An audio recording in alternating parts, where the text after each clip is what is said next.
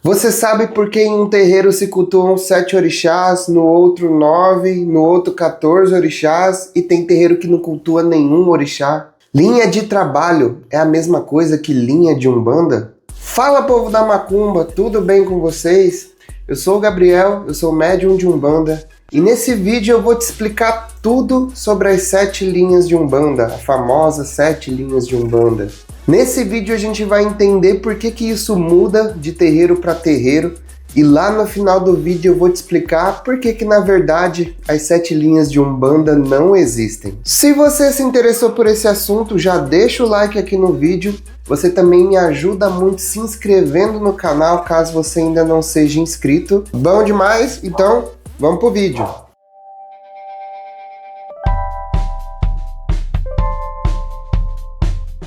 Antes de tudo, gente, eu queria deixar muito claro para vocês que tudo que eu vou falar aqui nesse vídeo vem de estudos que eu fiz e também de reflexões pessoais que eu fiz sobre o assunto. Então, você que está aí do outro lado não é obrigado a concordar com nada. Se for diferente para você, tudo bem, vida que segue. É só minha opinião. Você acredita e segue ela e concorda com ela se quiser, tá certo? Outra coisa que a gente precisa deixar muito clara é uma dúvida muito comum que as pessoas têm. Linha de trabalho da Umbanda é diferente de linha da Umbanda. Linha de trabalho, linha da Umbanda. Às vezes eu escuto gente falando assim, nossa, o fulano lá trabalhava com as 7 linhas. Calma, você está confundindo linha de trabalho com linha de Umbanda, tá? O que é a linha de trabalho? Linha de trabalho são as entidades que vêm trabalhar no terreiro. Então, quais são as linhas de trabalho na Umbanda? São mais que 7. Caboclo,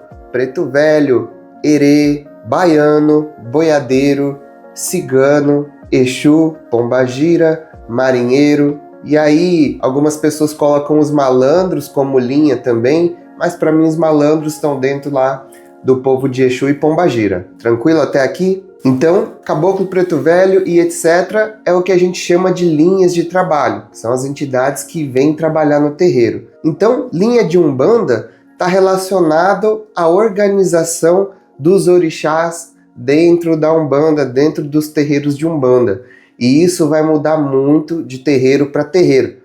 Então vamos entender melhor o que são as 7 linhas de Umbanda. Então, gente, ao meu ver, né, baseado aí nos estudos que eu fiz, as 7 linhas de Umbanda é uma forma que as pessoas criaram de tentar organizar os orixás, organizar as entidades dentro da forma como eles entendiam que tinha que ser o trabalho de Umbanda. A primeira oficialização de 7 linhas de Umbanda surgiu no primeiro Congresso de Umbanda realizado em 1941, onde o pessoal ali que estava no congresso determinou uma primeira organização de 7 linhas de Umbanda. Também foi uma tentativa de vincular as entidades sob o guarda-chuva de determinado orixá. Ah, os caboclos são de Oxóssi, e aí tem caboclos de Xangô.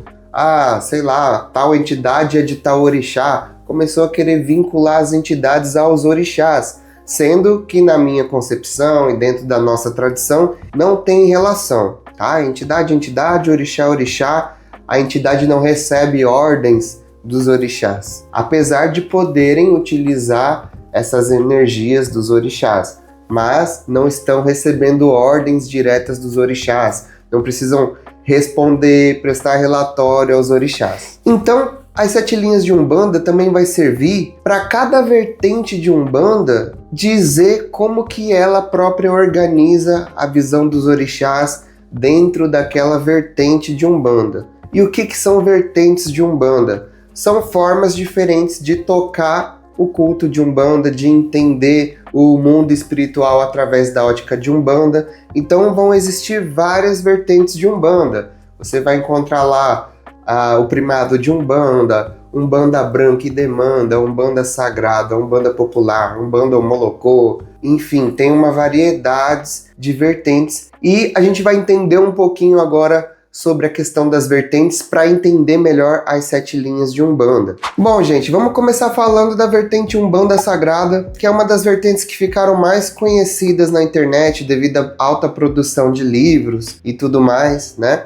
Quando as pessoas buscam sobre Umbanda na internet, acaba achando informações sobre essa vertente e acaba parecendo que a Umbanda é só aquilo, é como se fosse uma verdade universal, mas isso é apenas uma vertente. Na Umbanda Sagrada se acredita na existência das 7 linhas de Umbanda, formada por 7 pares, dando 14 orixás. Eles dividem esses pares em tronos, eles entendem que o orixá não representa o orixá africano, mas sim características de Deus, né? Eles fazem a interpretação deles. E aí cada trono desse representa uma característica de Deus.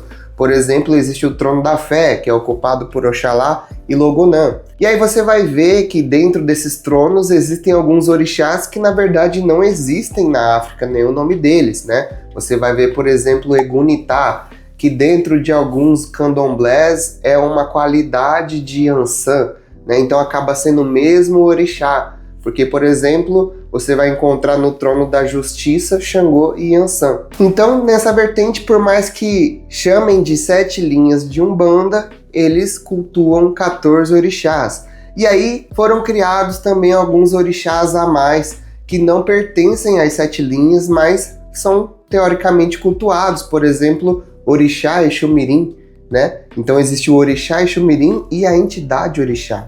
Existe o Orixá Pombagira e a entidade Pombagira, sendo que na África não existe Orixá Pombagira, né? Então tem alguns orixás a mais aí que são cultuados. A partir de agora, gente, eu vou usar uma colinha porque é muito nome aqui na minha cabeça, vai ser difícil eu lembrar, mas para poder explicar melhor para vocês.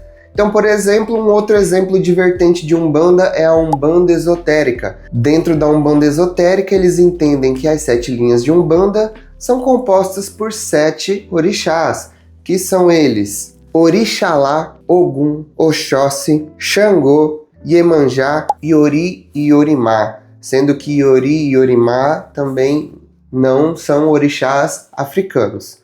Certo? Outra vertente que também é bem conhecida é a Umbanda Omolocô, e dentro da Umbanda Omolocô se cultuam 9 orixás.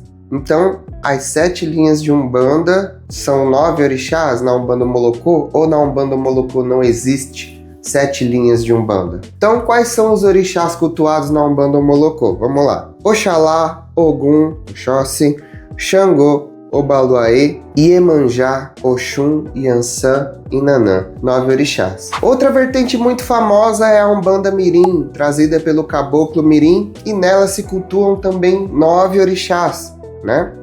Será que existe as 7 linhas de Umbanda lá?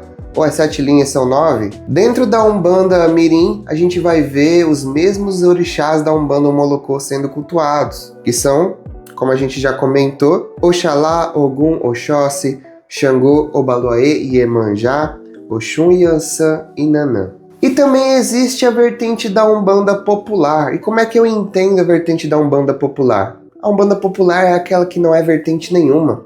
Ela não tem organização. Eu sempre gosto de falar que o terreiro, a forma como o terreiro trabalha, o jeito que o terreiro toca o trabalho dele, ele é resultado da vivência do pai de santo ou da mãe de santo e dos ensinamentos que o espírito-chefe do terreiro traz, né? O guia-chefe do terreiro traz. Então essa união é como o terreiro trabalha. E as umbandas populares geralmente vão seguir o resultado dessa união e não regras e fundamentos estabelecidos por uma vertente específica, né? Então as umbandas populares são aquelas umbandas que estão espalhadas em grande parte, são a maior parte da umbanda espalhada pelo Brasil, nos quartinhos, nos fundos das casas, em alguns terreiros, onde o resultado daquele trabalho é a vivência do pai e a mãe de santo e do guia-chefe do terreiro. Sendo assim, eles não vão ter umas 7 linhas de Umbanda especificamente, uma quantidade X de orixás que são cultuados,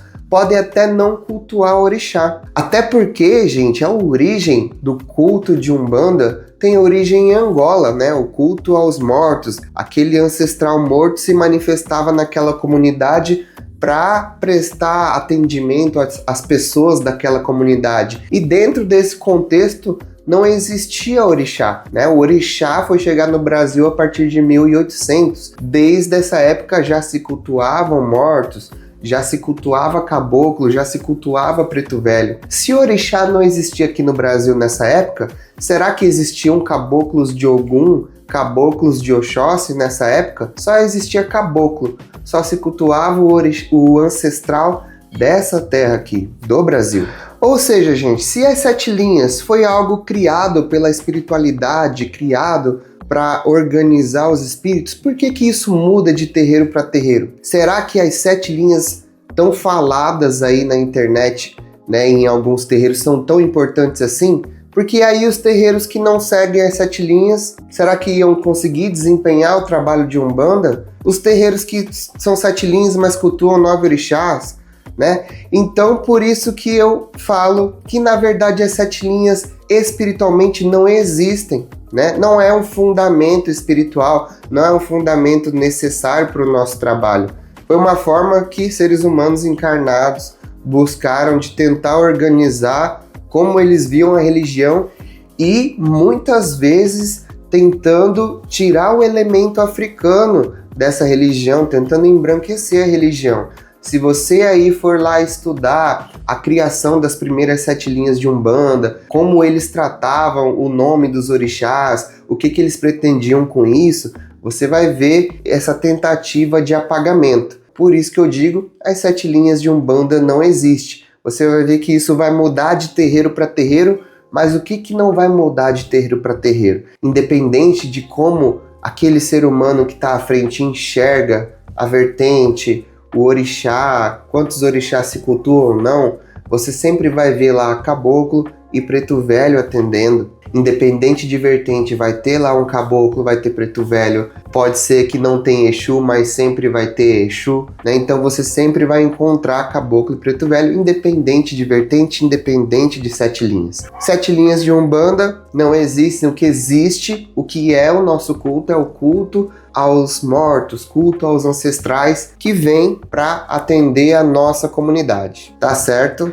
Gente, deu para ver que a Umbanda ela é muito diversa, muito diferente um terreiro do outro, e a gente tem que ser forte para entender e lidar com toda essa espiritualidade diferenciada aí entre os terreiros. E isso às vezes causa muita dúvida também na cabeça das pessoas. Não tô entendendo nada dessa religião, será que eu não tô me metendo em coisa errada? Será que essa religião vai fazer mal para mim? Essas dúvidas já passaram na sua cabeça? Se sim, eu recomendo você assistir esse vídeo aqui, que ele vai tirar muitas dúvidas e acalmar seu coração, tá certo? Para você que ficou até aqui, o meu muito obrigado, meu axé, saravá, tamo junto, até mais, pessoal.